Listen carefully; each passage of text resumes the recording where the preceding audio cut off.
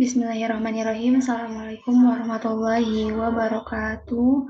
Perkenalkan, nama saya Kia Gigi Joleha dengan NIM 1202 020080 dari kelas PAI 5C UIN Sunan Gunung Jati Bandung. Di sini saya akan mempresentasikan salah satu dari materi mata kuliah filsafat ilmu, yaitu materi tentang biografi dan pemikiran Ikhwan As-Sofa. Sebelumnya saya berterima kasih kepada dosen pengampu mata kuliah filsafat ilmu kelas PAI 5C, yaitu Bapak dosen Dr. Haji Hasan Basri MAG dan Bapak Yudi Irfan Daniel SOSI MAG yang telah memberikan saya kesempatan untuk menyampaikan materi ini.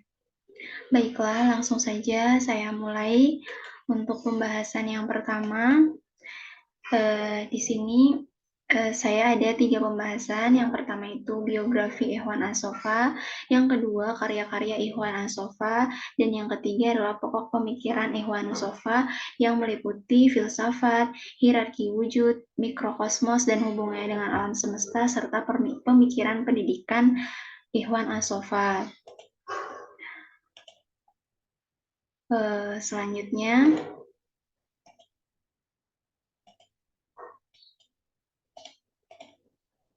tentang biografi ya. Secara bahasa, Ikhwan As-Sofa ini kan berasal dari bahasa Arab. Dua kata, yaitu kata ikhwan dan sofa. Ikhwan ini artinya adalah persaudaraan, sedangkan sofa atau sofin ya, kita bisa diartikan itu murni, suci, ataupun bersih. Jadi secara bahasa, Ikhwan As-Sofa ini merupakan persaudaraan yang murni atau persaudaraan kemurnian. Ikhwan As-Sofa ini eksis pada abad ke-4 Hijriah atau abad ke-10 Masehi di Basrah ya. Karena Ikhwan As-Sofa ini pada saat itu muncul pada masa pemerintahan yang kebijakannya itu bersifat intoleran terhadap perbedaan agama atau faham. Jadi dulu itu berpikir bebas ya, seperti sekarang berpikir luas, terbuka, gitu, rasional, itu tidak boleh ya. Jadi dulu itu ya pengetahuan sains ya kayak fisika, kimia, matematika itu dianggap bukan merupakan ilmu dari Allah gitu. Dan juga tidak diajarkan oleh Rasulullah, berarti bid'ah. Dan sedangkan kullu bid'ah dolalah, berarti sesat nih gitu kan dalam pandangan orang-orang pada zaman itu. Padahal Ikhwan As-Sofa ini meyakini bahwa melalui pengetahuanlah yang akan menuntun kita kepada Allah. Tapi pada saat itu paham yang berlaku itu bukan seperti itu ya. Pemikiran yang rasional itu dianggap malah sesat. Yang eksis, yang populer pada saat itu adalah pemikiran-pemikiran tentang teologi gitu ya. Jadi kalau kita bahas tentang sains itu kayak menyeleweng gitu ya. Gitu. Jadi itu alasannya makanya Ikhwan As-Sofa ini bergerak secara sembunyi-sembunyi. Pada saat itu sampai uh, muncul ya pemerintahan dinasti Buaih. Jadi kan aslinya itu yang berkuasa itu kan khalifah dari Abbasiyah gitu kan. Tapi khalifah dari Abbasiyah ini sebenarnya hanya sampai kepada khalifah yang ke-10 yaitu Al-Mutawakkil. Nah, setelah masa pemerintahan Al-Mutawakkil itu Khalifah Abbasiyah itu hanya seperti boneka gitu ya. Jadi memang mereka yang ada di atas tahta, tapi bukan mereka yang mengatur tentang kehidupan rakyatnya pada saat itu. Malah yang berkuasa itu orang-orang Turki, yaitu dinasti Buayi. Nah, karena si Abbasiyah ini dianggap sudah tidak solid ya, banyak sekali wilayah-wilayah yang ingin memberontak gitu ya, ingin memecahkan diri. Nah, orang-orang Syiah, Ismailiyah itu muncul gitu kan, berusaha untuk memecahkan diri dari kekuasaan pemerintah yang berlaku karena memang pemerintahnya tuh udah berantakan gitu ya, udah carut marut gitu, udah kayak bukan zaman Islam pada masa Rasulullah gitu kan. Nah, ada orang-orang yang memisahkan diri terus mencoba untuk membuat sebuah firqah atau perkumpulan Untuk apa tujuannya itu yang pertama adalah mencari kedamaian ya, melepaskan diri dari pengaruh pemerintahan yang sudah tidak kondusif ya. Terus mereka juga bertujuan untuk memurnikan ajaran Islam, yaitu dengan filsafat dan ilmu pengetahuan, begitu cara mereka. Nah, mereka ini akhirnya berkumpul membentuk sebuah organisasi yang bernama Ikhwan As-Sofa yang sampai sekarang pun tidak ditemukan sumber yang pasti ya, yang jelas yang menyatakan bahwa eee siapa saja sih keanggotaan dari Ikhwan As-Sofa itu gitu kan. Karena anggota ini tuh kan rahasia ya, sampai-sampai sampai-sampai sesama anggota tuh juga kadang tuh nggak saling kenal gitu kan. Karena saking, rahasianya, saking tertutupnya gitu kan. Selain itu mereka juga, terdiri dari, berbagai macam latar belakang ya. Jadi anggota dari organisasi Ikhwan As-Sofa ini sangat heterogen. Ada yang mereka itu paham Syiah, ada yang Ismailiyah, ada yang Mu'tazilah, ada yang Sunni, semuanya bergabung menjadi satu, dalam satu keanggotaan yaitu Ikhwanus Sofa gitu. Nah, yang menarik, keanggotaan Ikhwanus Sofa ini dibagi menjadi 4 ya atas dasar, pembagian usia.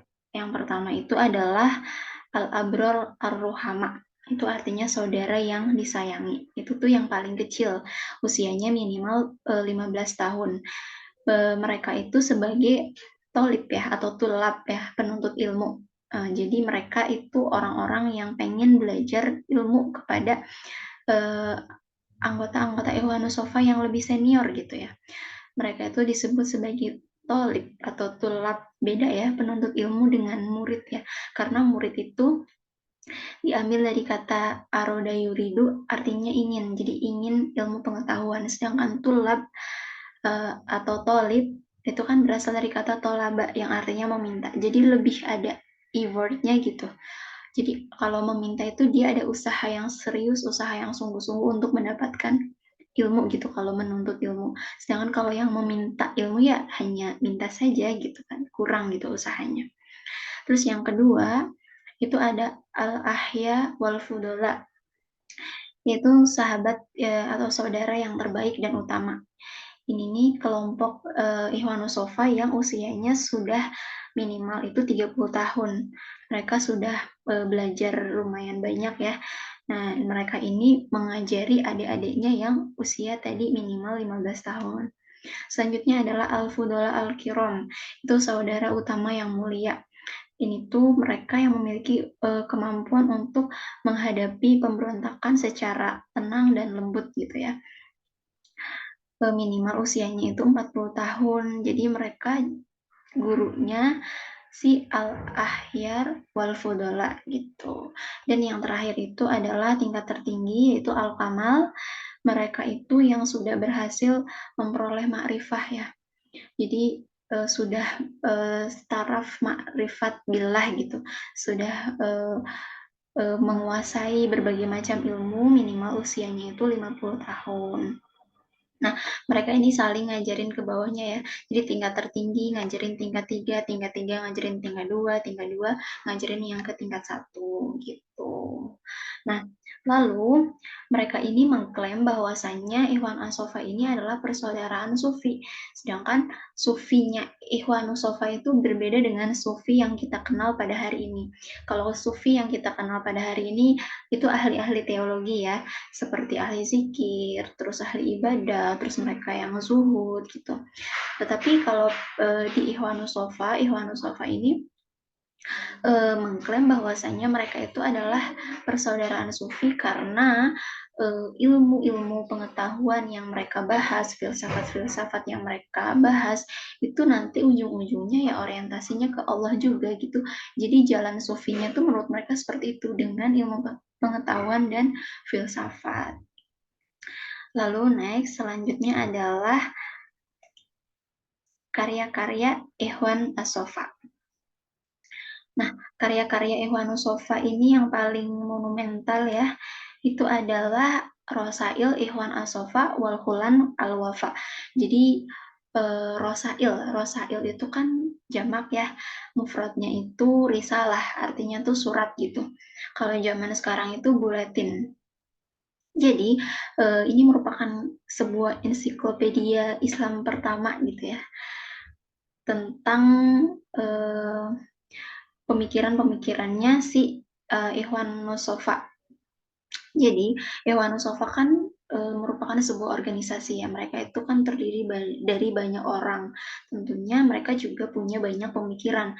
Nah, mereka ini pada nulis ya, di risalah-risalah atau surat-surat atau buletin-buletin yang kemudian disebar-sebar gitu. Nah, setelah, Ikhwan Mustofa ini sudah tidak ada, kemudian risalah-risalahnya ini dibukukan ya, menjadi 4 jilid yang terdiri dari 52 risalah.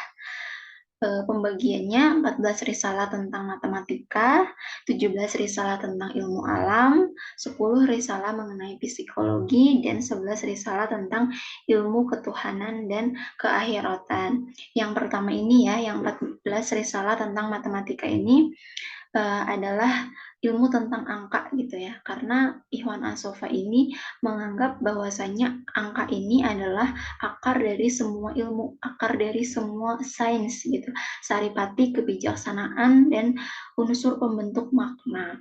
Terus yang kelompok kedua ini, 17 risalah mengenai ilmu alam, ini membahas soal tentang fisik material. Lalu kelompok yang ketiga tentang 10 risalah psikologi, ini membahas tentang psikologi rasional, dan yang keempat ini 11 risalah tentang ilmu ketuhanan dan keakhiratan, ini membahas tata cara ya mengenal Tuhan, terus membahas akidah, membahas pandangan hidup, terus hukum ilahi, lalu kenabian, terus makhluk-makhluk gaib ya seperti malaikat, jin gitu. Lalu next, selanjutnya adalah pokok pemikiran Ikhwan As-Sofa. Pokok pemikiran Ikhwan As-Sofa ini ada banyak ya, diantaranya adalah tentang filsafat ya, filsafat. Filsafat itu berasal dari bahasa Arab ya, falsafatun. Kalau bahasa Indonesia itu falsafah. Nah, filsafat juga disebut dengan filosofi yang merupakan serapan kata dari bahasa Belanda, yaitu filosofi, akarnya dari bahasa Yunani yaitu filosofia ya, terdiri dari dua kata, yaitu philos yang artinya cinta dan sophia yang artinya kebijaksanaan atau kebenaran. Jadi pengertian filsafat secara bahasa itu ya cinta kepada kebijaksanaan atau cinta kepada kebenaran, yang dalam hal ini kebenarannya itu adalah kebenaran ilmu pengetahuan. Selanjutnya, Ikhwan As-Sofa mengungkapkan bahwasanya memperoleh pengetahuan itu ada 3 cara. Yang pertama adalah mencintai ilmu pengetahuan dan mempelajarinya. Jadi, untuk bisa mendapatkan ilmu pengetahuan itu ya pertama kita harus mencintai dulu ilmu itu. Contohnya, misalnya kita pengen nih bisa fisika gitu ya, kita harus cinta dulu sama fisika gitu kan. Jangan kita membenci fisika. Kalau misalnya kita membenci suatu ilmu, maka kita tidak akan pernah mendapatkan ilmu tersebut gitu ya. Kalau misalnya kita pengen mendapatkan ilmu fisika, ya kita cinta dulu dengan ilmu fisikanya, kita mempelajarinya gitu. Kalau misalnya orang yang cinta dengan ilmu tersebut, pasti dia tidak akan bosan. Setiap misalnya dia menemukan kesulitan, itu merupakan sebuah tantangan gitu, tidak membuatnya itu berputus asa karena sudah cinta. Terus yang kedua adalah mengenai hakikat segala sesuatu, mengenal hakikat segala sesuatu sesuai dengan kadar kemampuan. Jadi, karena memang otak manusia ini memang tidak terbatas ya, sangat tajam gitu. Kalau misalnya kita sering berlatih, diasah terus-menerus gitu kan, maka kita akan menguasai banyak ilmu pengetahuan. Tapi apabila ilmu pengetahuan itu udah mentok kepada kekuasaan Allah, ya sudah gitu. Kita tidak perlu memperdebatkan lagi gitu kan. Selanjutnya adalah berbicara dan beramal sesuai dengan ilmu pengetahuan. Jadi ilmu itu esensinya ya, wujudnya adalah di saat kita itu berbicara dan berperilaku sesuai dengan apa yang kita pelajari gitu kan. Percuma kalau misalnya kita belajar akhlak, kita hafal sikap jujur itu pengertiannya apa, sikap toleransi pengertiannya apa, sikap amanah itu pengertiannya apa, tapi kita tidak mempraktekannya, nah itu bukan merupakan ilmu gitu ya. Gitu. Yang dipraktekkan ya, itu merupakan ilmu. Selanjutnya adalah tentang hierarki wujud. Nah, ya ini penciptaan alam oleh Tuhan atau manifestasi yang mewujud oleh yang wujud oleh Ikhwan As-Sofa ini dibandingkan dengan penurunan bilangan-bilangan dari satu. Maksudnya apa? Jadi menurut Ikhwan As-Sofa yang wujud itu hanya satu, ya, yaitu Allah. Ya, yang kemudian Allah ini menciptakan yang mewujud. Artinya yang mewujud ini ada karena ada wujud gitu. Sebagai analoginya, Iwan Asofa ini menciptakan angka Arab yaitu angka 1 sampai 0 ya. Jadi zaman dulu kan masih pakai angka Romawi ya. Angka Romawi kan rumit ya itu. Susah apalagi kalau misalnya kita pakai buat perhitungan, penjumlahan, perkalian, pembagian, pengurangan itu aja susah gitu. Kalau misalnya kita pakai angkanya tuh angka Romawi pasti pusing gitu ya liatnya aja. Apalagi kalau misalnya kita masukkan ke rumus-rumus fisika ya. Kalau misalnya rumus-rumus fisika itu masih pakai angka Romawi, itu pasti kita pusing duluan gitu sebelum ngerjainnya gitu kan. Makanya Iwanus Sofa ini menciptakan ya angka 0, angka 1 sampai dengan 0. Nah, angka 1 ini di apa ya? Didefinisikan sebagai sang pencipta, yaitu Allah ya. Terus angka 2 ini turunannya berarti akal. Ya, yang ketiga ini turunannya akal itu jiwa, meliputi 3 macam, ada vegetatif, hewani, dan rasional. Selanjutnya angka 4. Angka 4 ini mencakup 4 macam, yaitu artifak, fisik, universal, dan original. Selanjutnya angka 5. Angka 5 itu tabiah nature, ya. Ada 5 macam, kalestal dan 4 unsur alam yang lain. Terus angka 6 itu aljism ya atau body. Itu mempunyai 6 arah. Atas, bawah, depan, belakang, kiri dan kanan gitu ya. Kan tubuh kita itu kan ada di atas, ada di bawah ya arahnya, ada depan, ada belakang, ada kiri dan ada kanan. Terus selanjutnya angka 7. Angka 7 itu melambangkan bumi ya, sphere dengan 7 planetnya. Jadi kalau di Islam itu dia yakini planet itu ada 7 ya. Terus selanjutnya angka 8. Angka 8 ini unsur yang memiliki 8 kuantitas. Ya, unsur tersebut dalam realitas itu 4 kualitas memecah 2, yaitu tanah dingin dan kering, air dingin dan basah, udara dingin dan basah, dan api panas dan kering. Terus yang ke-9, ini adalah wujud dunia berupa mineral, pepohonan, hewan yang masing-masing punya 3 bagian. Karena 3 kali 3 itu kan 9 gitu. Terus angka 0 ya. Angka 0 kalau di bahasa Arab, jadi angka Arab itu kan simbolnya kan titik. Nah, simbol itu tuh sebagai simbol atom, sebagai wujud terkecil dari sesuatu, ya kan? Itu. Selanjutnya, next tentang mikrokosmos dan hubungannya dengan alam semesta. Anatomi alam semesta dapat dijumpai dalam satu model lengkap, namun miniaturnya ada pada manusia yang disebut mikrokosmos. Jadi, berkenaan dengan filsafat Arab yang mengatakan bahwa al-insan ramzul wujud, manusia itu adalah simbol dari wujud alam semesta. Ya, karena manusia ini kan terdiri dari organ-organ yang saling tersusun, yang mereka saling bekerja sama, sifat-sifatnya juga bermacam-macam, pandangan manusia dalam berpikir juga bermacam-macam. Itu merupakan bentuk yang sangat kompleks itu. Nah, ini si manusia ini adalah analogi daripada alam semesta gitu kan. Kalau Ikhwan Asofa itu memakai simbol-simbol. Contohnya, kalau yang tadi satu kan udah jelas ya, satu itu al-wujud, berarti Allah. Terus yang 2, itu dia membagi tubuh dalam 2 bagian, yaitu kiri dan kanan.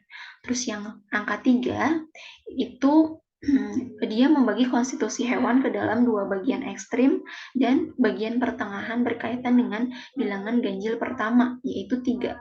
ya kan? Itu. 3 kan bilangan ganjil pertama, kalau 1 nggak dihitung ya kita. Jadi 3 itu bilangan ganjil pertama. Terus 4 itu humorus atau kejenakaan, yaitu bilangan kuadrat pertama. Bilangan kuadrat pertama 2, kalau 1 kuadrat kan 1 kali 1 1 ya hasilnya. Itu nggak dihitung. Yang pertamanya berarti 2 kali 2 itu 4 gitu. Terus yang 5 itu panca indera ya panca indera kita, pendengaran, penglihatan, penciuman, terus lidah, terus kulit ya. Itu melambangkan angka 5. Terus yang 6 itu kekuatan gerak dalam 6 arah ya. Yang tadi atas bawah, depan belakang, kiri kanan itu juga seperti permukaan kubus ya digambarkan itu. Terus yang 7 itu 7 kekuatan aktif, yaitu bilangan sempurna pertama ya, bilangan sempurna pertama. Nah, ini analoginya itu jumlah planet yang ada 7 itu. Lalu 8 nature atau alam, itu 4 sederhana, 4 lagi campuran ya. Yang tadi air itu sifatnya dingin dan basah itu kan. Terus juga 8 itu juga menggambarkan not musik ya, yang do, re, mi, fa, sol, la, si, do. Nah, itu kan ada 8. Terus yang ke-9 itu at-tabaqat atau tingkatan tubuh, yaitu bilangan kuadrat ganjil pertama. Dan jumlah langit, bilangan kuadrat ganjil pertama. Kalau 1 nggak dihitung, berarti ganjil yang pertama itu 3. 3 dikuadratkan, 3 kali 3 itu 9. Nah, itu 9 ya. Juga dianalogikan dengan jumlah langit ya. Terus yang kedua, selanjutnya adalah 12. 12 pembuka indera dan anggota badan, yaitu bilangan tambah pertama dan jumlah tanda zodiak. Selanjutnya 28, yaitu hewan bertulang belakang, yakni bilangan sempurna kedua dan jumlah stasiun bulan. Selanjutnya 360 itu dilambangkan sebagai 360 pembuluh darah halus, yakni jumlah tingkatan lingkaran tanda dan jumlah hari dalam 1 tahun. Nah, itu yang ada di dalam kitab Rosail ya, karya Ikhwan As-Sofa. Selanjutnya adalah tentang pendidikan ya. Jadi selain Ikhwan As-Sofa ini menunjukkan pemikiran-pemikirannya di bidang filsafat, hierarki wujud, mikrokosmos ya, mereka juga memikirkan tentang pendidikan gitu kan. Jadi yang pertama kita bahas dulu hakikat pengetahuan. Hakikat pengetahuan, Ikhwan As-Sofa menjelaskan bahwasanya yang dimaksud dengan pengetahuan adalah keberadaan gambaran objek pengetahuan pada jiwa seseorang. Berarti kalau misalnya dia itu tidak tergambar tentang sesuatu objek, ya berarti dia tidak punya pengetahuan tentang itu gitu kan. Itu singkatnya. Terus yang kedua adalah metode untuk memperoleh pengetahuan. Jadi secara garis besarnya ya, cara untuk memperoleh pengetahuan itu ada 2. Yang pertama itu ma'rifat al-aql al-gharizi, yaitu pengetahuan yang dimiliki manusia tanpa proses belajar ya. Pengetahuan ini seperti pengetahuannya para nabi, karena mereka ini tidak belajar, tapi mereka langsung dapat ilmu itu dari Allah gitu kan. Terus yang kedua adalah al-ilmu al-mustafad al-muktasab, yaitu pengetahuan yang diperoleh dari proses belajar mengajar. Jadi pengetahuan ini tuh harus ada usahanya dulu. Kita harus berusaha dulu untuk mendapatkan ilmu, barulah kita menjadi orang yang berilmu. Lalu selanjutnya adalah tujuan pendidikan. Menurut Ikhwan As-Sofa, tujuan pendidikan yang utama itu adalah moral, sedangkan fungsi dari pendidikan adalah membantu peserta didik untuk merealisasikan upaya pengembangan diri. Jadi sesuai dengan hadis Rasulullah ya, bahwa kullu mauludin yuladu alal fitrah, setiap yang lahir itu membawa fitrah ya, membawa potensi yang bisa dikembangkan. Di sini peran pendidik adalah membantu peserta didik mengembangkan potensinya semaksimal mungkin, sehingga bisa bermanfaat bagi diri si terdidik ini dan orang lain gitu. Jadi, di sini juga digambarkan tentang pendidik dan peserta didik ya. Kalau pendidik itu diibaratkan sebagai petani, peserta didiknya itu tanamannya. Jadi sebagai petani itu, kita misalnya menanam jagung ya, kita itu sebagai pendidik atau petaninya itu harus mengusahakan, tanah yang subur, matahari yang cukup, air ya, untuk keberlangsungan hidup si, tanaman tadi, supaya tanamannya itu bisa tetap hidup, bertumbuh, sampai dia berbuah. Tetapi sebagai guru atau petani ini tadi, kita juga tidak boleh mengharapkan kalau misalnya petani itu nanam jagung, lalu kita pengennya yang tumbuh itu padi, ya itu nggak bisa ya. Karena setiap, peserta didik ini memiliki potensi dan bakat serta kecenderungannya masing-masing, jadi guru nggak bisa maksain, guru hanya bertugas untuk mendampingi proses perkembangan peserta didik, yang mengembangkan segala potensi yang dimilikinya supaya menjadi bermanfaat, gitu. Selanjutnya adalah lingkungan pendidikan. Lingkungan pendidikan ini ada 3 ya, yang pertama itu keluarga, sekolah, lalu masyarakat. Di keluarga, seorang anak ini mendapatkan pendidikan yang pertama. Jadi kalau misalnya ingin, punya anak yang bagus karakternya, sikapnya, intelektualnya, nah sebagai, orang tua juga harus bagus gitu dalam mendidik anak-anaknya. Terus yang kedua adalah sekolah. Sekolah ini di mana peserta didik memperoleh ilmu dari guru-gurunya gitu ya. Dan di situ juga guru-guru bertugas untuk membimbing peserta didiknya supaya mengembangkan potensinya tadi, supaya potensinya tersebut dapat bermanfaat bagi dirinya. Selanjutnya lingkungan pendidikan, yang terakhir adalah masyarakat. Ya, peserta didik ini kan tetap aja ya namanya makhluk sosial, mereka juga berinteraksi dengan orang lain. Maka masyarakat ini bisa memberikan pengaruh yang cukup besar juga kepada peserta didik. Kalau misalnya dia di keluarga sudah dididik dengan baik, terus dia di sekolah, sekolahnya baik ya. Lalu di masyarakat kebetulan dia punya lingkungan pergaulan, teman sepermainan itu kurang baik ya. Ada potensi dia ini menjadi anak yang tidak baik eh, walaupun keluarga dan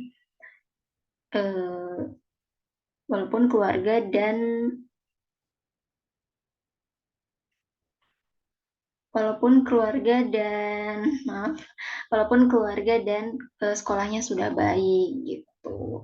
Seperti itu, demikian, presentasi yang saya, eee, mampu jelaskan. Mohon maaf apabila banyak kesalahan dan kekeliruan. Terima kasih. Wassalamualaikum warahmatullahi wabarakatuh.